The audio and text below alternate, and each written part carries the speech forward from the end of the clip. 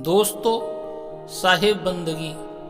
दोस्तों, इंसान का यह स्वभाव होता है कि वह अपने जीवन में सुख चाहता है, केवल सुख, और वह इस सुख के चक्कर में संसार में उलझ कर रह जाता है। वह एक मृग या हिरण की भांति संसार में भटकता रहता है। आइए इसे एक कहानी से समझने की कोशिश करते हैं। दोस्तों, एक तालाब था जिसका पानी साफ था। तालाब के तल में सफेद पत्थरों के बीच में सोने का एक सुंदर हार दिखाई पड़ रहा था। वह हार बहुमूल्य स्वर्ण का था। बहुमूल्य स्वर्ण का हार इस तरह पड़ा हुआ देख किसके मन में लोभ नहीं होगा। बहुत से लोग उस हार के लिए तालाब के पानी में उतर पड़े। हार को उठाकर लाने की कोशिश की जाने लगी। हर कोई हार को पाना चाहता था। कितनी ही डुबकियां लगाई गईं।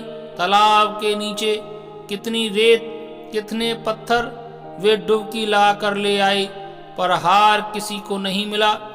अनेक परिश्रम करके सब थक गए। जब हैरान होने पर भी वह हार नहीं मिला, तब सारे लोग निराश होकर सोचने लगे कि बात क्या है, यह कौन सा रहस्य है। उन लोगों में एक बुजुर्ग व्यक्ति अंतर्मुख होकर विचार करने लगा। विचार करते करते अचानक तालाब के किनारे लगे एक वृक्ष पर उनकी दृष्टि पड़ी।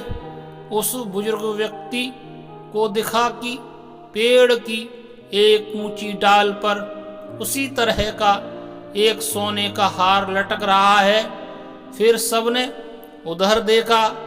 अब उनको यह समझने में देर न लगी कि असल में हार तो पेड़ की एक ऊंची डाली पर लटक रहा है, और जो तालाब के तल में झिलमिला रही है वह उसकी छाया मात्र है। दोस्तों, ऐसे ही सुख है संसार में दिखाई पड़ता है, पर वह संसार में होता नहीं है।